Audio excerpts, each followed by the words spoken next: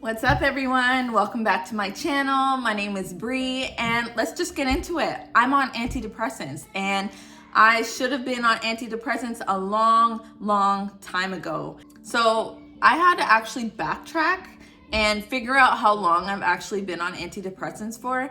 And let me tell you, it's been a whole 2 years. It's been 2 years. Time just flies, honestly, and I'm so much better for being on this treatment plan that I'm on, and I hope by going through my antidepressant journey, that'll help you in some way, whether it's to help you seek treatment, help with the tough conversation between you and your healthcare provider, to help you form questions to bring to your healthcare provider, to lessen the shame asking for help, to help mitigate your worries and fears about receiving treatment in the form of medication, to give you informed information about the medication so that you can make a sound decision for yourself. That's what I'm hoping comes through for today's video. So like I said, I've officially been on antidepressants for 2 years now, and I figured this would be a great update or initial video. One of the reasons why I like to make videos like this and to be so transparent about my mental health journey is because I like the idea of using my platform, no matter how big or small of a creator I am,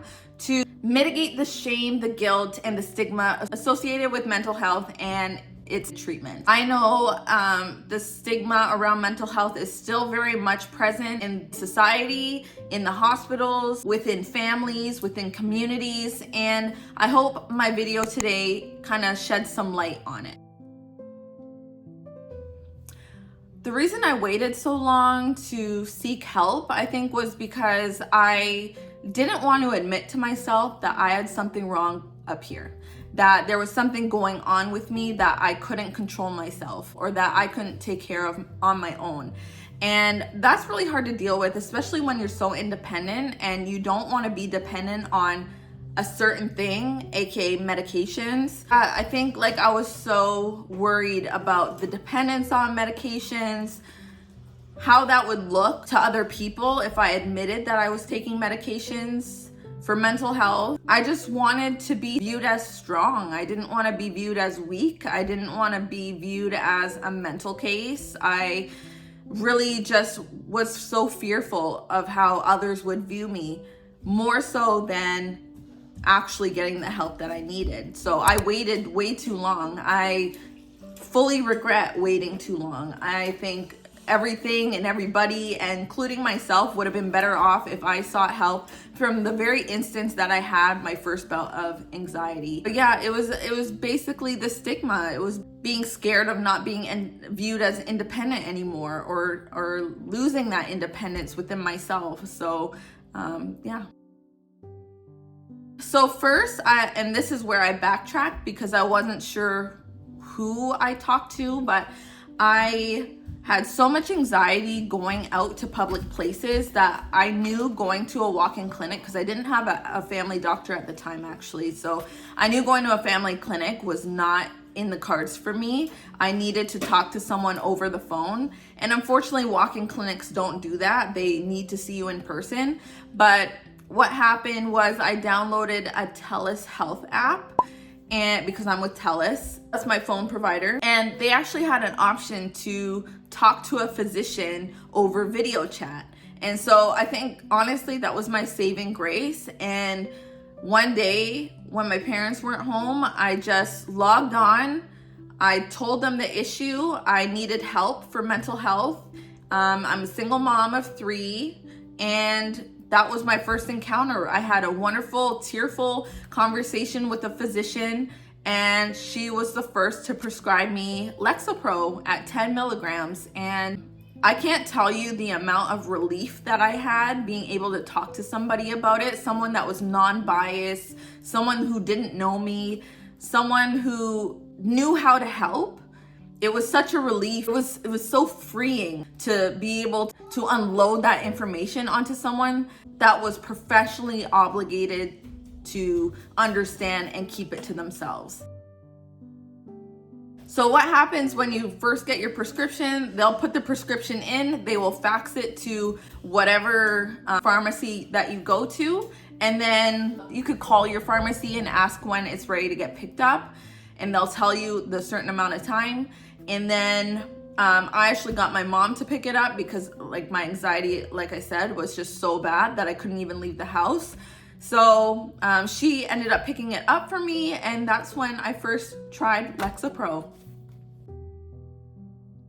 So everybody's biochemistry is different. So I can really only speak for myself, but yes, antidepressants work.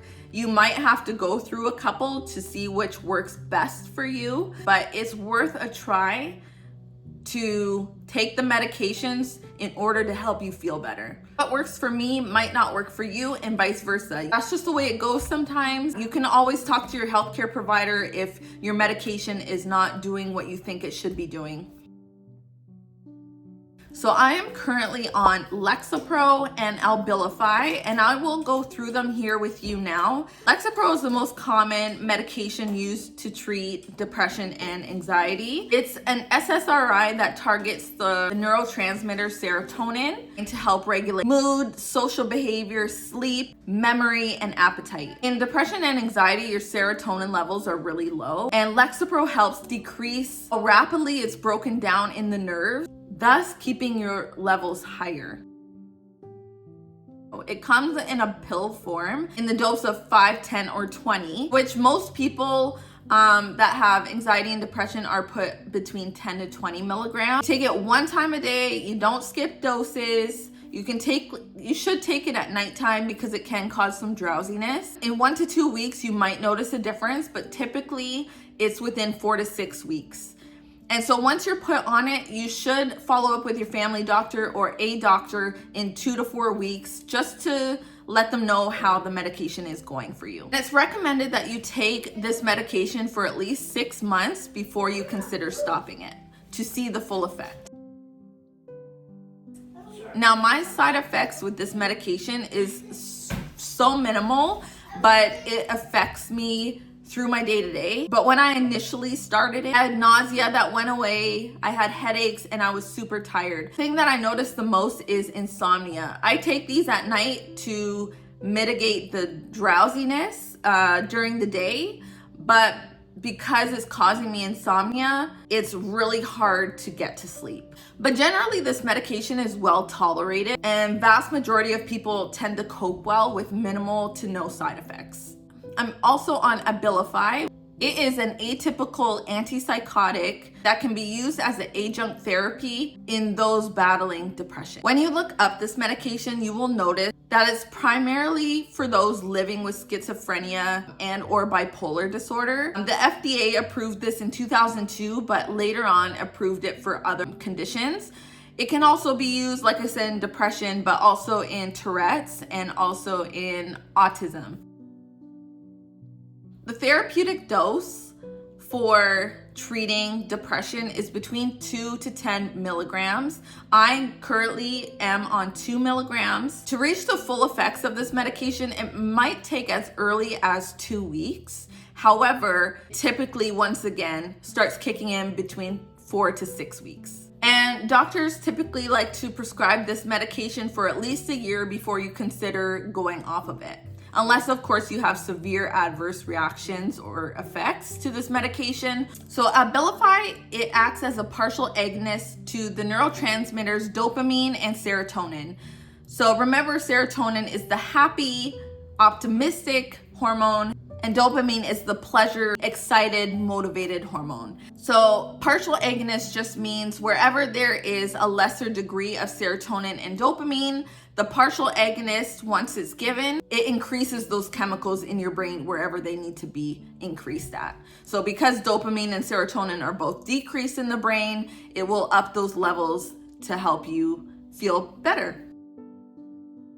So my side effects with Abilify, it's hard to know which side effect is related to what medication because I'm taking 2 at a time, but I still have insomnia. And because I have insomnia, though I've gotten better at it, I have gained a little bit of weight between these 2 medications. I strictly attribute the weight gain to my insomnia and then like my overeating at night. Out of all the antidepressants and all the antipsychotics, these 2 are actually the ones that don't typically make you gain weight, But because I have the insomnia as a side effect and I graze food during the nighttime, which is bad, and I'm trying to stop it, that's the only reason why I gained weight. It wasn't specifically for anything else. And the answer is yes. I'm going to show you my medication timeline that's going to show you where my medications were increased and also what medication was introduced, which medication I stopped, and then which medication I'm currently on now. So we are reading this graph from left to right. So in April 2022, I accessed a physician through the Telus Health app who started me on Lexapro at 10 milligrams. And then you can see as we're moving to the right, in May and June, my Lexapro was increased because I felt like it wasn't really working at the time. And then July, I added, or a physician added, Wellbutrin at 150 milligrams. And over the course of my journey on Wellbutrin, I found that it absolutely wasn't working. If anything, it increased my suicidality, and I just didn't want to be on this medication anymore. I was crying hysterically. I was really sad. It just wasn't serving me. So we decided to stop that together, and then I finally got a family physician come the end of 2023 who started me on Abilify along with my Lexapro at 20 milligrams. You just have to be patient with yourself. Just know that your doctors have you in mind and they want to work with you. They don't just want to throw medications at you. They want to talk to you about them. They want to go over them with you, and they want to come to a solution so that you feel better about yourself. So my thought patterns and my habits, they've changed for the better. I'm not as self-deprecating. I don't do as much negative self-talk, but it's still there. It's just not as present. I feel like I'm more positive, I'm more patient, I'm less irritable, which helps me in my day-to-day as a mom, which was really the main point as to why I sought help. I just wasn't being the mom that I wanted to be, and now I can say that I have been that. It obviously takes a lot of mindfulness and therapy, not only along with the medications, but I've also introduced healthy eating, and I've been able to get to the gym, which before I wasn't able to. So that's how it's changed for me. At the end of the day, I just want to feel normal and better. It's not about whether I want to stop the medications, because right now they are working for me. And if they're working for me, why would I stop them? It would be nice at some point if I could just manage everything on my own, where I'm in like a good space where I'm working out, eating healthy, and I'm finding that my behaviors and my thought patterns are improved even from where I am now. But it's just not the end goal. I just want to feel like myself. I just want to feel like Bree. And right now I feel like myself while I'm on these medications. I don't feel numbed. Sometimes I can blank out and stare out into space and just go into deep thought, but it's not a numbness, because I still very much feel emotion, and that's always been my thing. I've very much felt every single emotion very heavily, and I'm just an emotional person. So no, they haven't numbed me at all. But like I said, I still battle through crying spells and feeling sad. But I just don't know what is normal. You know what I mean? I don't know what is a normal amount to cry. I don't know what a normal amount of certain emotions are, because mine have been all over the place my whole life. So what I can say, they're more managed now, and I just feel better. I just feel better, and I think that was the goal. I just wanted to feel better, be a better person, be a better mom, be a better daughter. And I can definitely say that these medications have saved me. I don't know where I would be if I didn't have those medications, because, well, really, I know where I'd be. I probably wouldn't be here. And that's the harsh reality of it, and that's why people need to seek help. I'm so willful to help encourage other people to seek help, because sometimes time isn't on your side when you're feeling depressed and anxious. And so if you're struggling, I really, really encourage you to just go talk to someone, even if it's not for medications. See what options are out there for you. I honestly am very to myself about my life, especially with my parents, and when it comes to mental health. They're not really truly supportive of mental health. I think maybe it's changed over the course of time, but yeah, I just didn't feel comfortable telling them about it. But now, I mean, all said and done, and after 2 years, they do know that I take medication for my mental health, and they don't say anything about it. I think if anything, it's benefiting them because I'm easier to be around. And but yeah, it's not always easy to talk to people you love about this kind of stuff, because you don't know how they're gonna take it, or you don't know what their reactions are gonna be. But yeah, I'd encourage you to not be afraid to let someone know, even if it's someone that won't take it as well, because even that release of telling somebody, it makes you feel a little lighter. Now, based on their reactions, sometimes I guess it can make you feel even worse, but going to someone you trust, like a professional or somebody that you love, it's way better than keeping it inside. And so that's just what I encourage everybody to do, is just find someone that you trust, maybe someone unbiased, which would be a healthcare provider, and just say, I think something's wrong. I think something's going on with me, but I can't pinpoint it. Sometimes it's hard to process. Sometimes it's really hard to process. You don't know how to put it in words, but just letting someone know, hey, there's something wrong. They know what kind of questions to ask you to dive deeper. There wasn't one specific thing that triggered it, but what really made me seek help was I was so irritable and snappy with my kids, and I totally didn't want to be that mom where my kids couldn't come to for help. And I just kept replaying that in my mind. I'm like, I don't ever want to be a scary mom, or I don't ever want to be someone that they're scared of to tell anything to. I want them to be open and honest with me. I didn't want them to see me crying every day, which was happening. So I needed to change that narrative, and that's really what got me and prompted me to get help.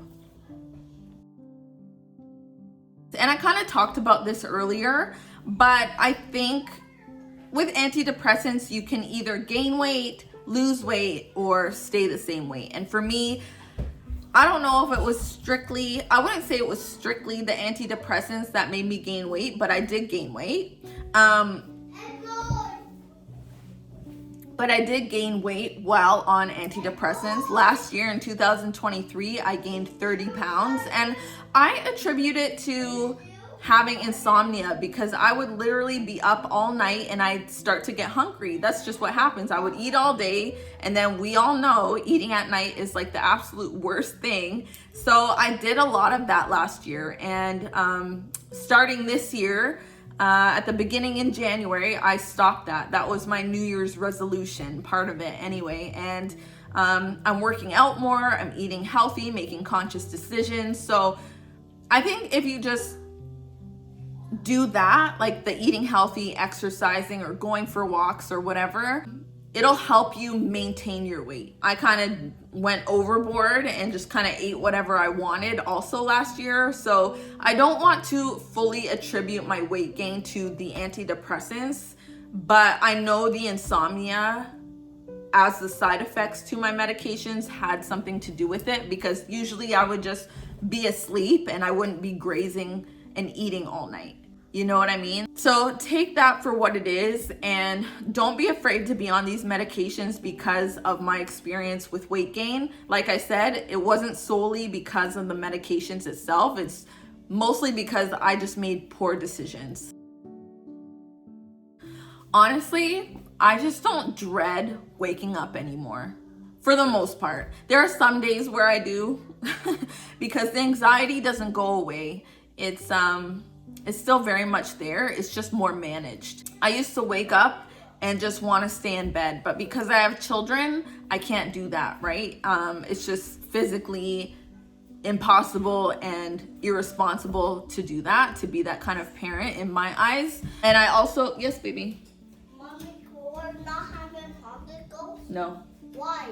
Why is the water still running in there? Mommy. Go shut off the water. I don't dread waking up every day. I also don't have as much anxiety, so I can go to the post office, I can go to the gym when I need to, I can go shopping when I can. I prefer to go with someone so I don't get overwhelmed and have those feelings of like dread, but it's definitely more managed. I want to live. That's how it's changed my day to day. I want to live.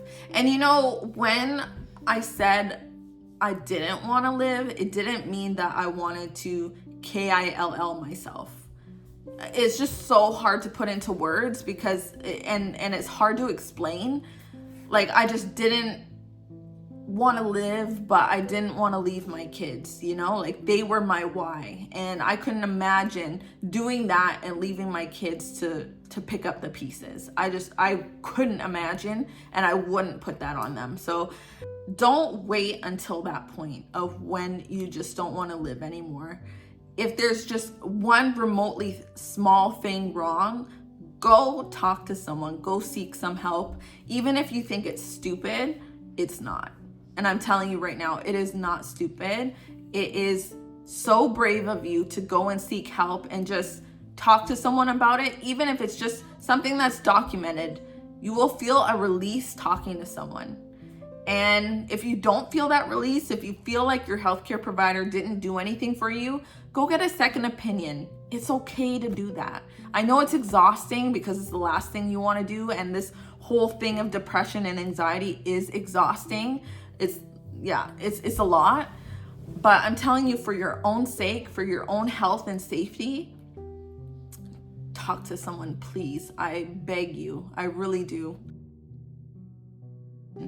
So typically, if you don't take your medication within, like, for example, if you have your medication set to take at 9 p.m., give yourself an hour window. So you could take it at 10 p.m. or you could take it at 8 p.m. But anything outside that window, sorry, I'm just helping my kid put a shirt on. There you go. Is that better? Anything before or after that, you need to skip your dose and wait till the next day to take it at 9 p.m. Don't double dose. Absolutely don't double dose. And if you miss your window, don't worry. You just take it the next day and you'll be fine. There's nothing that happens if you forget to take it. I've done it plenty of times because I've either been unprepared or I've been either out of my medication. And if you skip a day, it's okay. Now, if you skip 3 days in a row or something, you'll definitely go through with withdrawal symptoms. I've also done this and it's absolutely terrible. The nausea, the dizziness, the tiredness, it is beyond awful. And so I wouldn't advise that. Always know when you're running out. Always,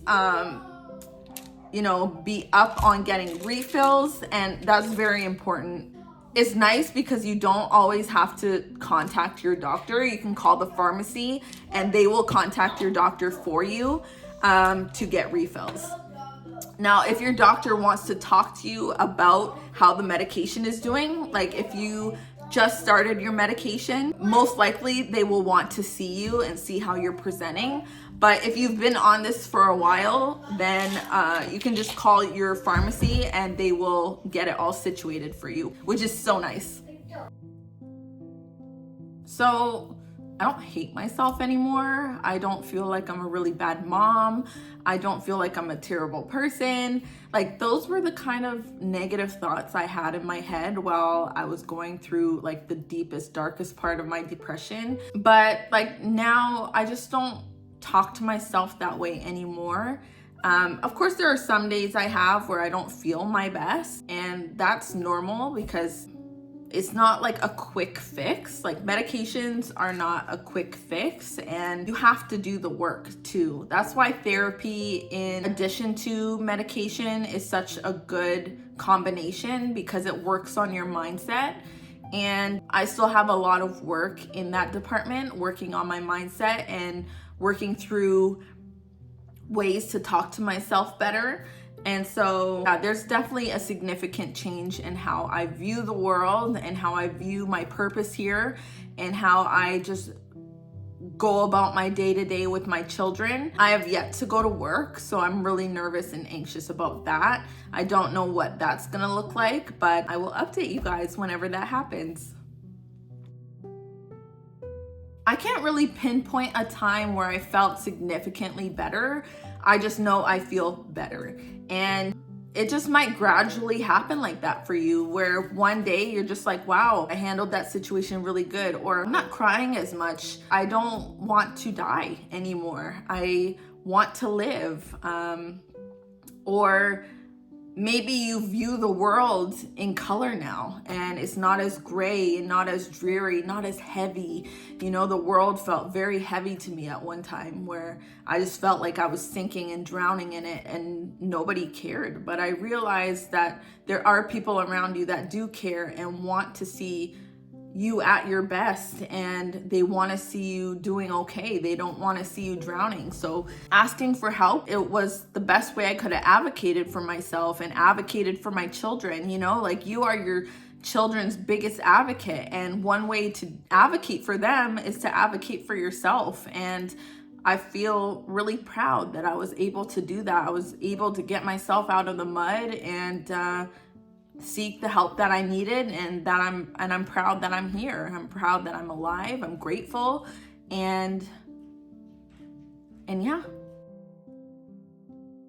Depression and anxiety can be very debilitating, and taking medications can be life-changing. There are so many people that have responded well to this treatment, but ultimately you have to make the decision on the treatment plan that you'd like to see for yourself. Please have this discussion with your family doctor or a doctor, because they are there to help you. Don't rob yourself of treatment. If you are having trouble with the medications itself, please be patient. There are other options for you. Here's the video about my postpartum depression and anxiety experience. Don't forget to subscribe to my channel if you want to see more. We will be talking about the difficult things in life and motherhood, but we will also lighten it up and share the joys of it too. I'm thinking of you and sending you love today. Please seek the help that you need, and I am here. My DMs are open, the comment sections are open. This is a safe community. I want you to feel like you're a part of it. And if you have any extra questions, please put them down below. If I missed anything, I would love to answer them for you.